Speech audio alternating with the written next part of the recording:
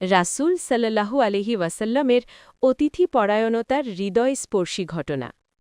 একদিন সাহাবী আল মিকদাদ ইবনে আমার রাদিয়াল্লাহু আনহু বর্ণনা করেন, তীব্র ক্ষুধা আর অভাবের কারণে আমি এবং আমার দুই সঙ্গী এতটাই দুর্বল হয়ে পড়েছিলাম যে আমাদের দৃষ্টিশক্তি ও শ্রবণশক্তি পর্যন্ত কমে গিয়েছিল। আমরা সাহায্যের আশায় বিভিন্ন সাহাবীর কাছে গেলাম, কিন্তু তখন সবারই অবস্থা ছিল কঠিন। অবশেষে আমরা মহানবী মোহাম্মদ সাল্লাল্লাহু আলাইহি ওয়াসাল্লামের কাছে গেলাম। আমাদের অবস্থা শুনে তিনি আমাদের নিজের ঘরে নিয়ে গেলেন। ঘরে ছিল মাত্র ৩টি ছাগল। তিনি বললেন, তোমরা দুধ দহন করো, আমরা সবাই মিলে দুধ ভাগ করে পান করব। এরপর থেকে প্রতি রাতে আমরা ছাগল দহন করতাম। আমরা নিজেদের অংশ পান করতাম আর নবী সাল্লাল্লাহু আলাইহি ওয়াসাল্লামের জন্য তার অংশ রেখে দিতাম।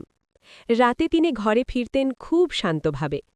এমনভাবে সালাম দিতেন যাতে জেগে থাকা মানুষ শুনতে পায়, কিন্তু ঘুমন্ত কেউ জেগে না ওঠে।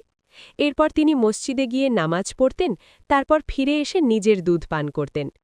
কিন্তু এক রাতে ঘটল এক অদ্ভুত ঘটনা। আমি আমার অংশের দুধ পান করার পর শয়তান আমাকে প্ররোচনা দিল।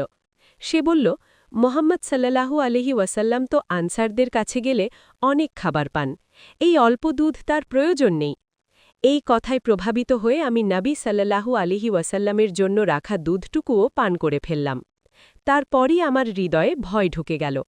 আমি ভাবলাম, নবী সাল্লাল্লাহু আলাইহি ওয়াসাল্লাম যখন দুধ খুঁজে পাবেন না, তখন হয়তো আমার জন্য বদদোয়া করবেন। ভয়ে সারা রাত আমার চোখে ঘুম আসল না। কিছুক্ষণ পর নবী সাল্লাল্লাহু আলাইহি ওয়াসাল্লাম ফিরে এলেন। তিনি আগের মতোই শান্তভাবে সালাম দিলেন, মসজিদে গিয়ে নামাজ পড়লেন, তারপর দুধের পাত্রের ঢাকনা খুললেন, কিন্তু সেখানে কিছুই নেই। তিনি আকাশের দিকে তাকিয়ে দোয়া করলেন, হে আল্লাহ, যে আমাকে খাবার দেয় তুমি তাকে খাবার দাও, আর যে আমাকে পান করায় তুমি তাকে পান করাও। এই দোয়া শুনে আমার বুক কেঁপে উঠল। আমি দ্রুত একটি ছুরি নিয়ে ছাগলের কাছে গেলাম, ভাবলাম একটি জবাই করে নবী সাল্লাল্লাহু আলাইহি ওয়াসাল্লামকে খাওয়াবো। কিন্তু সেখানে গিয়ে আমি অবাক হয়ে গেলাম। সব ছাগলই দুধে পরিপূর্ণ।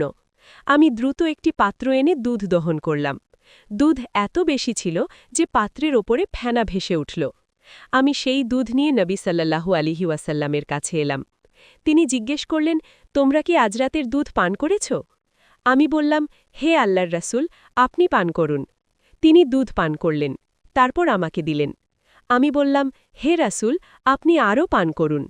অবশেষে যখন তিনি তৃপ্ত হলেন, আমি আনন্দে হাসতে হাসতে মাটিতে নুয়ে পড়লাম এবং পুরো ঘটনা খুলে বললাম। সব শুনে নবী সাল্লাল্লাহু আলাইহি ওয়াসাল্লাম রাগ করলেন না, বরং তিনি বললেন, এটা আল্লাহর বিশেষ রহমত। তুমি কেন আমাকে জানাওনি? আমরা আমাদের অন্য দুই সঙ্গীকেও ডাকতাম, তাহলেই তারাও এতে অংশ পেত। এই ঘটনাটি বর্ণিত হয়েছে সাহিহ মুসলিমে। সমাপ্তি বার্তা। এই গল্প আমাদের শেখায় অভাবের মধ্যেও অতিথিকে সম্মান করা, অন্যের জন্য দুয়া করা এবং ক্ষমা করে দেওয়া।